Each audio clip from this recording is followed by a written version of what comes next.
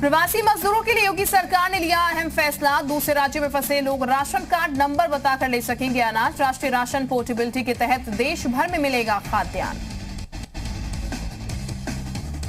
उत्तर प्रदेश में बिजली उपभोक्ताओं को योगी सरकार ने दी बड़ी राहत। 15 मई तक बढ़ाई गई बिल जमा करने की तारीख। किसान आसान किश्त योजना 31 मई तक बढ़ाई गई। अखिलेश यादव ने की उत्तर प्रदेश में विधानसभा का विशेष सत्र बुलाने की मांग। कहा, संकट के वक्त जनता को अधिकारियों के भरोसे नहीं छोड़ सकती। स्नान के दौरान सड़कों पर भीड़ जमा हो रही है। झांसी में कोरोना संक्रमण से बचाने के लिए आरपीएफ के जवानों ने चलाया जागरूकता अभियान। सिपाही ने धारण किया साधु का वेश। रेलवे कॉलोनी में लोगों के घर जाकर की आरोग्य सेतु ऐप डाउनलोड करने की अपील। राजस्थान के कोटा से पश्चिम बंगाल जा रहे छात्रों को अयोध्या में कराया गया भोजन। छात्रों ने डीएम से मांगी थी मदद। गौतम बुद्ध नगर में मजदूरों के लिए शेल्टर होम में रखने की व्यवस्था की गई। मीडिया से बातचीत में जिला अधिकारी सुहास अलवाई ने बताया, हम अब सभी मजदूरों के लिए शेल्टर में व्यवस्था कर रहे हैं। शेल्टर होम में मजदूरों के खाने पीने की पूरी व्यवस्था की गई है। लॉकडाउन की वजह से हजारों लोग अपने घर वापस लौटने को मजबूर। कई छात्र मजदूर पैदल ही घरों की ओर निकल चुके हैं। पैदल जा रहे ज्यादातर लोगों के पास जानकारी नहीं है उन्हें अपने घर जाने के लिए रजिस्ट्रेशन कैसे कराना है।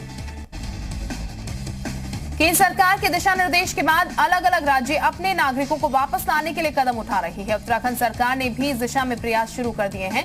कैबिनेट मंत्री सुबोध उनियाल के मुताबिक करीब 30,000 लोग दूसरे राज्यों में मौजूद जिन्हें वापस लाने के लिए प्रयास शुरू कर दिए गए। सीएम त्रिवेंद्र सिंह रावत ने के निर्देश के बाद दूसरे राज्यों में फंसे उत्तराखंड के लोगों की वापसी की कवायद शुरू हो चुकी है। इसके लिए मुख्य सचिव उत्पल कुमार सिंह ने अधिकारियों को तेजी से काम करने को कहा है। उत्तराखंड के कृषि मंत्री सुबोध उनियाल ने केंद्र सरकार को सुझाव भेजा है कि लॉकडाउन के दौरान वापस लौटे प्रवासी मजदूरों के लिए एक राष्ट्रीय योजना बनाई जानी चाहिए, जिससे प्रवासी मजदूरों को उनके राज्य में ही रोजगार उपलब्ध कराया जा सके। उन्होंने सुझाव दिया है कि मनरेगा के तहत रोजगार की अवधि बढ़ाकर 200 की जानी चाहिए। हॉर्टिकल्चर और एग्रीकल्चर को मनरेगा से जोड़ा जाना चाहिए। अल्मोड़ा पुलिस लॉकडाउन में लोगों को राहत पहुंचाने का काम कर रही है। अब तक पुलिस की ओर से 74 गंभीर रूप से बीमार लोगों को दवाई पहुंचाई जा चुकी है। गौतम बुद्ध नगर के पुलिस कमिश्नर आलोक सिंह ने सफाई कर्मचारियों को बताया, कोरोना वॉरियर्स नोएडा के सेक्टर 39 के चाइल्ड पीजीआई में जाकर सफाई कर्मियों को बांटे पीपीई किट। गौतम बुद्ध नगर के पुलिस कमिश्नर आलोक सिंह ने गौतम बुद्ध नगर की सीमाओं का लिया जायजा। डीएनडी बॉर्डर का किया औचक निरीक्षण। पुलिस कर्मियों को दिए एहतियात बरतने के निर्देश। लखनऊ में हॉटस्पॉट एरिया में स्वास्थ्य विभाग की ओर से विशेष कैंप की शुरुआत की गई है। कैंप को आउटरीच कैंप का नाम दिया गया है। कैंप में हॉटस्पॉट एरिया में रहने वाले लोग स्वास्थ्य संबंधी सलाह ले सकते हैं।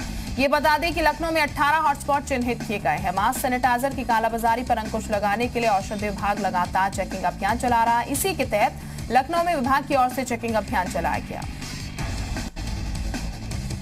गौतम बुद्ध नगर में बिजली विभाग ने बिल के भुगतान को लेकर सख्त रवैया अख्तियार किया। बिजली विभाग के चीफ इंजीनियर बीएन सिंह की माने तो ग्रेस पीरियड के बाद भी अगर उपभोक्ताओं ने बिल जमा नहीं किया तो जुर्माना लगेगा।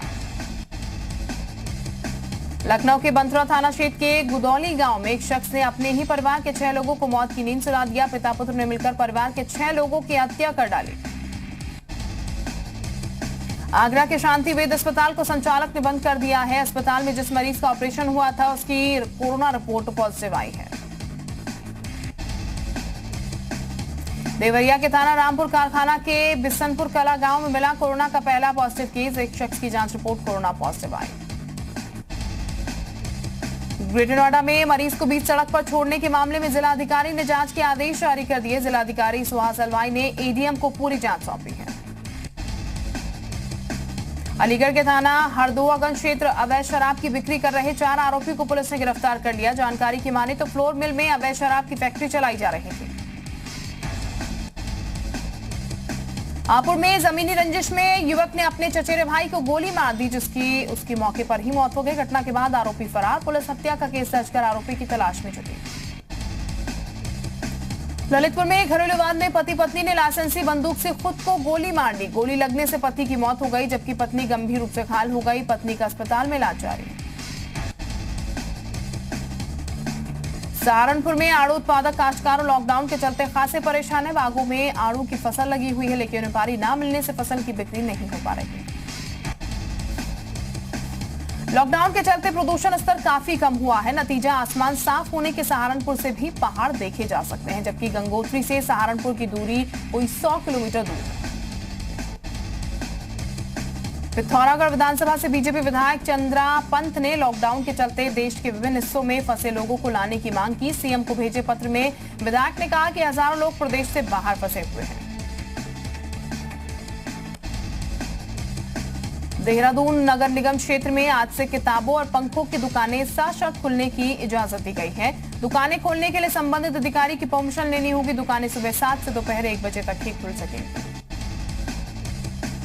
मुख्यमंत्री त्रिवेंद्र सिंह रावत ने वीर चंद सिंह गढ़वाली मेडिकल कॉलेज में कोविड-19 पीसीआर टेस्टिंग लैब का ऑनलाइन लोकार्पण किया। लोकार्पण के बाद सीएम त्रिवेंद्र ने कहा है कि श्रीनगर मेडिकल कॉलेज में कोरोना टेस्ट लैब से पौड़ी, रुद्रप्रयाग, चमोली और टिहरी जनपद के लोगों के सैंपल लेने में आसानी होगी। उत्तराखंड की महिला विकास मंत्री रेखा आर्य के नाम से फर्जी फेसबुक अकाउंट बनाया गया। मंत्री रेखा आर्य ने ट्वीट करके इसकी जानकारी दी। पिथौरागढ़ में मौसम का बदला मिजाज बना मुसीबत। तेज हवाओं के साथ हुई बारिश और ओलावृष्टि से फसलों को काफी नुकसान।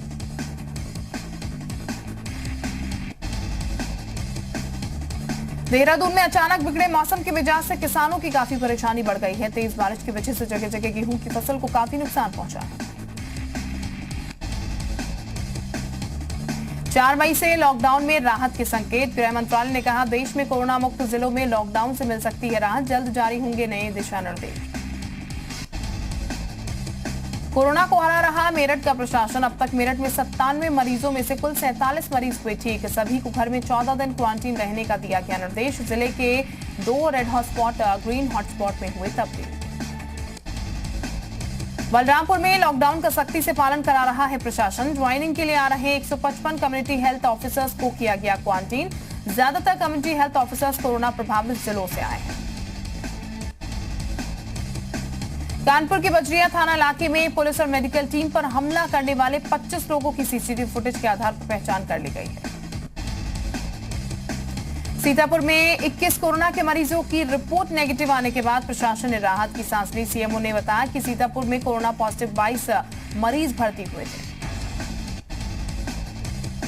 गाजियाबाद के कबीरनगर में यूपी पुलिस के कांस्टेबल समेत 6 शराब तस्कर गिरफ्तार किए गए। आरोपियों के कब्जे से 1 ट्रक और 3 कार के साथ 134 पेटी शराब बरामद। कुल 10 लोगों के खिलाफ मुकदमा भी दर्ज।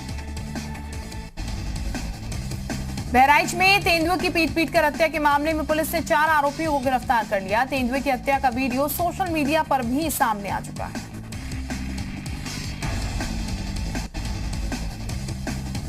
लॉकडाउन के केसरबाग बस डिपो पर स्प्रे मशीन से यात्रियों को सैनिटाइज करने का सफल प्रयोग किया गया। परिवहन निगम ने यात्रियों की सुरक्षा को ध्यान में रखते हुए बसों में डिवाइस स्प्रे मशीन लगाने का फैसला किया। औरैया में तैनात एक सिपाही की आज शादी होनी थी, लेकिन शादी की खुशियों का त्याग करके उसने देश की सेवा करना बेहतर समझा। फिलहाल अजय प्रताप और उनकी होने वाली पत्नी दोनों सिपाही के पद पर ड्यूटी पर तैनात हैं। कानपुर में लॉकडाउन का सख्ती से पालन करवाया जा रहा है, जिसकी एक तस्वीर सोशल मीडिया पर भी सामने आ चुकी है। वीडियो में पुलिसकर्मी एक शख्स को घर से बाहर पूजा अर्चना के लिए निकालने पर फटकार लगा रहा है। सहारनपुर में स्कूल प्रबंधन की तरफ से बच्चों की फीस जमा करने के लिए पेरेंट्स पर दबाव बनाया जा रहा है। प्रिंसिपल ने एक मैसेज जारी कर सभी पर फीस जमा करने की बात कही। जिला अधिकारी अखिलेश सिंह ने फीस के लिए स्कूल की तरफ से दबाव नहीं बनाने का आदेश दिया था। गाजियाबाद में लॉकडाउन के दौरान लड़का राशन लेने के लिए निकला था, लेकिन जब वापस लौटा तो दुल्हन लेकर आए। देखते ही परिजनों के होश उड़ गए। मां ने दोनों को घर में घुसने से मना कर दिया, जिसके बाद काफी मशक्कत के बाद पुलिस ने मामले को शांत करवाया। हापुड़ के पिलखुआ कोतवाली क्षेत्र में पुलिस और बदमाशों के बीच मुठभेड़ हुई। मुठभेड़ के बाद पुलिस ने 25,000 के नामी बदमाश ललित उर्फ शेरा को गिरफ्तार किया। बदमाश के पास से पुलिस ने एक बाइक, तमंचा और कारतूस बरामद किया। श्रीनगर के पौड़ी में प्रांतीय रक्षक दल यानी कि पीआरडी के जवानों को पिछले 4 से 5 महीनों से सैलरी नहीं मिली है, जिसकी जानकारी मिलने के बाद पौड़ी के उपजिलाधिकारी ने अधिकारियों को फटकार लगाई। अमरोहा की धनौरा पुलिस और पशु तस्करों के बीच मुठभेड़ के बाद 25,000 का नामी बदमाश गिरफ्तार कर लिया गया, जबकि बदमाश के 2 साथी मौके से फरार हो गए।